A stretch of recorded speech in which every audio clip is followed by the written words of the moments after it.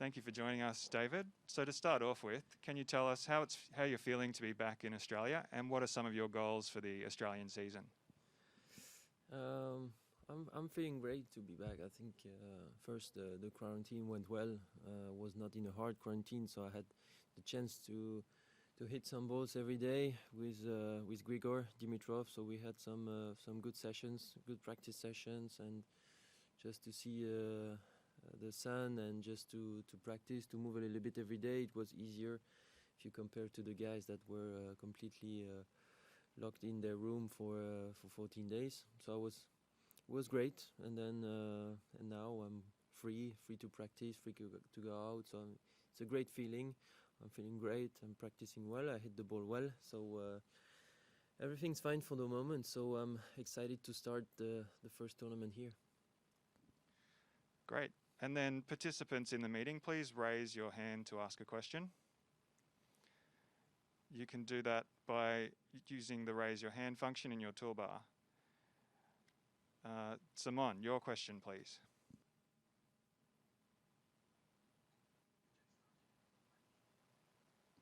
If there are no questions in English, then we can switch to foreign language, yes. Salut.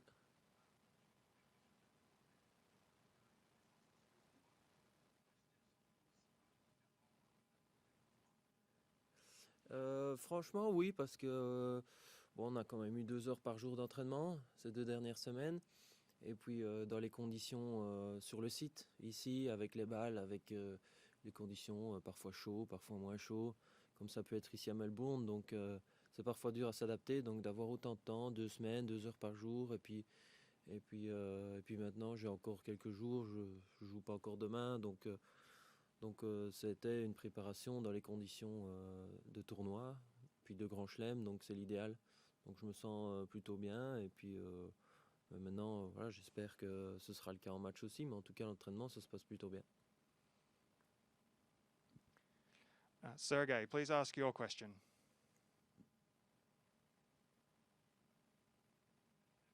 Salut Sergei.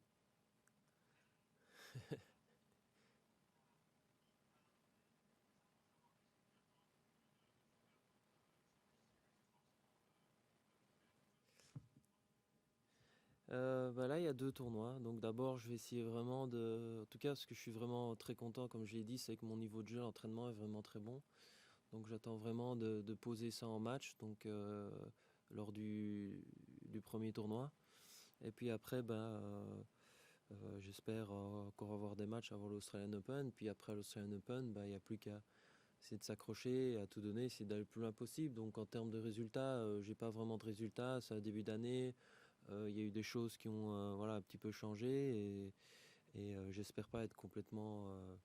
je m'attends pas à être complètement en roue libre et à dérouler dès les premiers tours. Je sens que ça va être dur, et chaque match va être un combat pour le moment, comme c'est le début de saison. Donc il va falloir s'accrocher, mais en termes de résultats, j'ai pas vraiment d'attente. Mais en tout cas, en termes de niveau de jeu, comme ça se passe bien à l'entraînement, j'espère essayer de reproduire le plus possible ce que je fais pour le moment. Et donc voilà, j'ai bon espoir. Christine from RTBF Radio, please ask your question. Bonjour David. Salut Christine. Comment est l'atmosphère là à Melbourne, que ce soit à Melbourne Park ou dans la ville? Parce que 6 compétitions dans un même lieu, c'est du jamais vu. Et puis on a sans doute des joueurs qui sont beaucoup plus libres qu'il y a quelques jours, et une population qui n'avait peut-être pas forcément envie de vous voir. Est-ce que c'est un tournoi cool comme les autres années? D'abord, au niveau de la population, c'est vrai qu'on entendait plus ça quand on était dans nos chambres et en quarantaine. Mais maintenant que c'est ouvert, qu'on est ici, on a l'impression de retrouver nos habitudes, et qu'on sent pas trop que la population veut pas trop nous voir pour le moment. On verra bien. Mais et au niveau de l'atmosphère ici, on a l'impression d'être déjà à l'Australian Open, parce que tout le monde joue déjà, les compétitions ont commencé sur tous les cours sont pleins, il y a des matchs, donc voilà, comme vous l'avez dit, il y a 6 tournois, donc il y a des matchs partout. Donc on a l'impression déjà d'être dans le Grand Chelem, alors qu'on est encore qu'à une semaine, c'est un tournoi de préparation, il y a des tournois différents, on ne sait pas qui est au niveau ATP, qui joue ATP Cup, qui joue Melbourne 1, qui joue Melbourne 2, c'est un peu, ça c'est le côté un peu spécial. Donc on a l'impression déjà d'être plongé dans le Grand Chelem alors qu'il y a encore un peu de temps et j'espère quelques matchs. Philip, please go ahead. Bonjour David. Salut Philippe. Si tout va bien cette semaine, tu pourras jouer la finale samedi, si je ne me trompe pas. C'est possible. Allez, ça peut durer. Est-ce que tu vas devoir gérer ça, faire un tournoi juste avant un tournoi Grand Chelem? Ouais, moi ça ne me dérange pas. En général, je préfère arriver un poil fatigué, mais en pleine confiance que l'inverse. En général, j'arrive à enchaîner les matchs, même avec un peu de fatigue. Donc ça me fait pas trop peur d'arriver fatigué pour l'Australian Open. Donc je me pose pas la question. Je vais essayer d'aller le plus loin possible dans chaque tournoi. Et puis on verra bien. Donc je vais pas calculer à ce niveau-là. Arnaud, please ask your question. Oui, bonjour David, Arnaud Bévert, l'avenir. Salut Arnaud. Bon, salut. Deux petites questions. Tu parlais justement de Melbourne 1, Melbourne 2.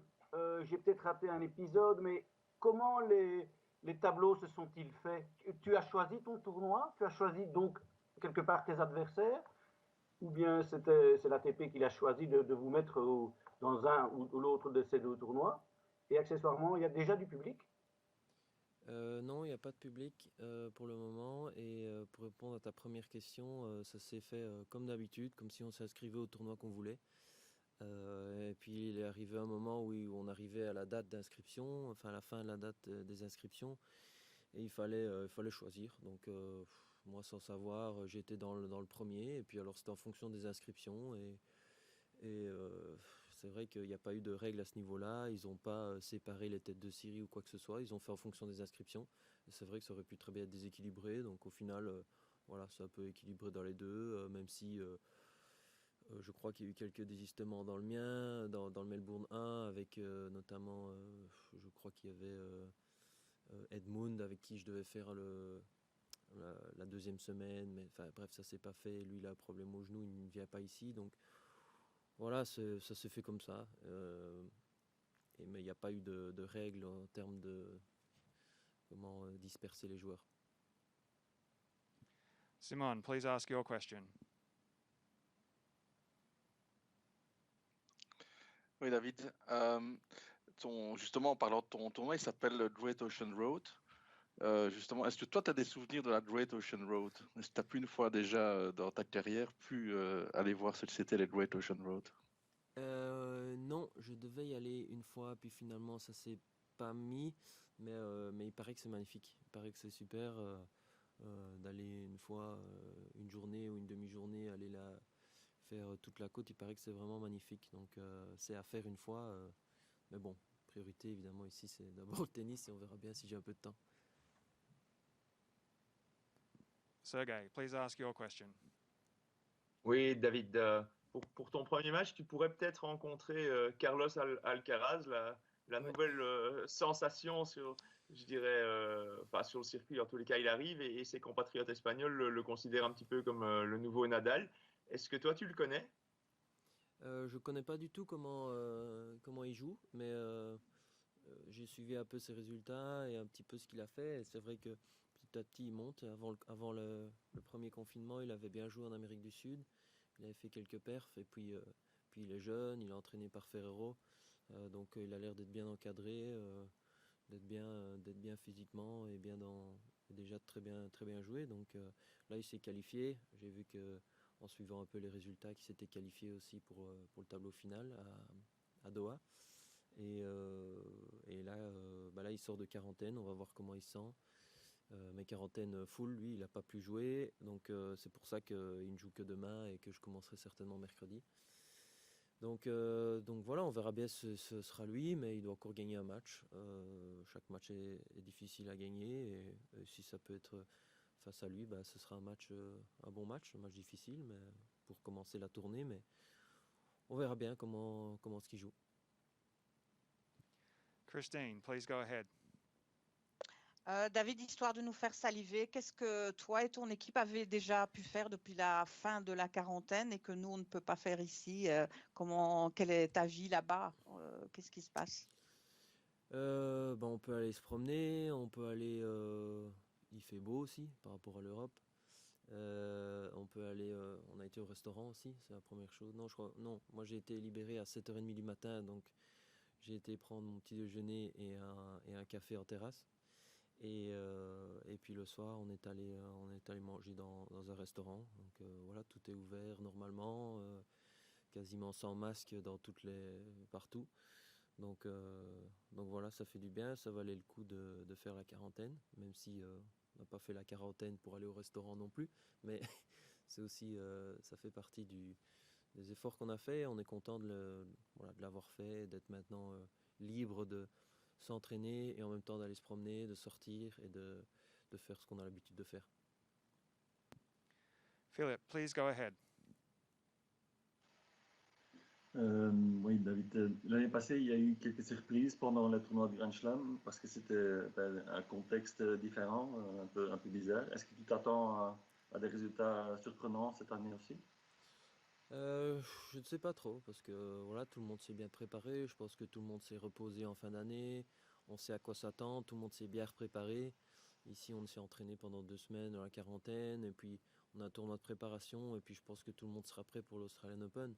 Donc c'est clair, c'est des conditions particulières, mais finalement tout le monde a l'air d'être bien préparé parce que quand voilà, l'année dernière, on a eu des confinements en fonction de les joueurs en fonction dans leur pays ont eu des confinements différents et arrivé au mois d'octobre lors d'un grand chelem sur terre battue qui est difficile à Roland-Garros, il peut y avoir une certaine frustration, fatigue, etc. Et ici, je pense que tout le monde maintenant est regonflé à bloc, reposé, bien physiquement pour préparer la tournée ici. Donc il y aura des surprises, il y en a toujours, mais je pense que dans l'ensemble, tout le monde sera bien préparé pour jouer son meilleur niveau. Sergey, please go ahead.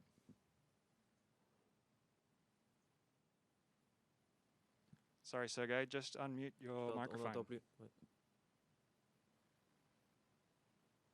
Excuse-moi, David, voilà. Qu'est-ce que toi tu as pu faire de spécifique pendant ta quarantaine pour bien te préparer pour cette tournée et pour l'Open d'Australie? Et aussi, comment est-ce que toi tu l'as vécu cette quarantaine? Parce que bon, on a eu beaucoup d'échos de joueurs qui se sont plaints. Toi, tu étais plutôt de quel côté? Du côté de ceux qui se plaignaient ou plutôt du côté des gens qui étaient compréhensifs?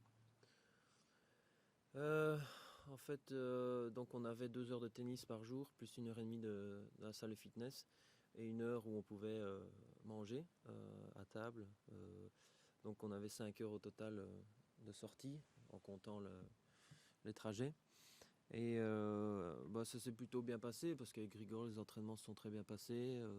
J'alternais en même temps Germain, Fabien et Stéphanie aussi dans les sorties pour que tout le monde sorte un peu et qu'une fois je sois avec Fabien, une fois avec Germain un peu plus évidemment parce que la priorité était sur le tennis. Donc finalement on a bien géré ça pour travailler vraiment au niveau du tennis et aussi pouvoir faire des bonnes séances physiques, que Fabien soit là ou pas, on s'est bien entraîné.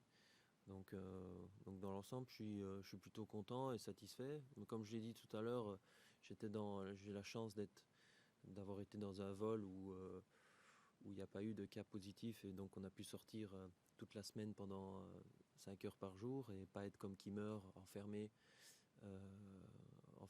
pendant 14 jours. Donc moi ça s'est plutôt bien passé, même s'il y a eu, c'est vrai que 2 semaines c'est quand même long et il y a eu des moments où voilà, on avait un peu trop d'énergie pour rester dans une chambre, mais voilà, finalement on a été patient et ça s'est plutôt bien passé pour moi. Okay, and if there are no more questions, then we'll finish there. We have one more. Yep, okay. So Arnaud, go ahead. Oui, David, justement, tu parlais de Germain. À l'analyse maintenant et surtout à l'approche du vrai tournoi ou de tournoi, comment tu analyses votre collaboration? Comment tu la décrirais? Efficace, facile? Voilà, qu'est-ce que tu veux en dire? La relation se passe vraiment très très bien. Il m'a vraiment très bien cerné, mais ça je n'en doutais pas du tout.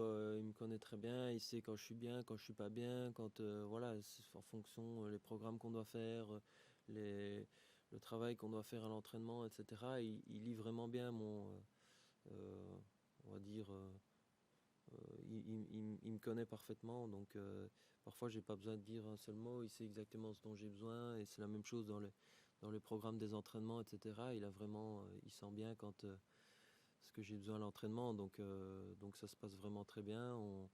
On est sur la bonne voie. Il y a eu un premier tournoi qui était vraiment positif à Antalya, et là ici on voit vraiment une montée du niveau de jeu petit à petit.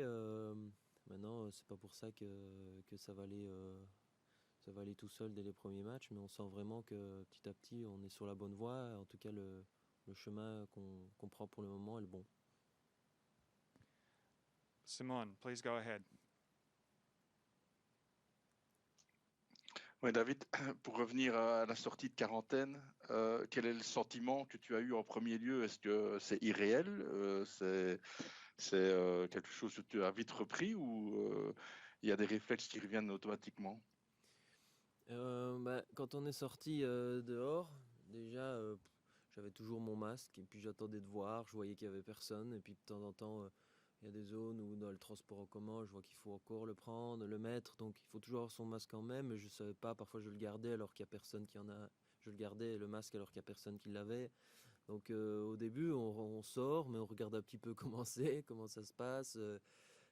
Si c'est vraiment comme on le disait, parce qu'une fois dehors, voilà, on est comme avant. On peut se promener, aller au restaurant, etc. Donc, et puis maintenant, voilà, on s'y fait, on vit normalement, on fait les choses qu'on a envie de faire, qu'on a l'habitude de faire, et ça fait du bien. Okay, that's all we have time for. So thanks very much, everyone, and thanks very Merci. much, David. Merci David. Salut. Merci David. Bon tournoi. Merci. Merci beaucoup David. Merci et bon tournoi. Ouais. Bonne journée.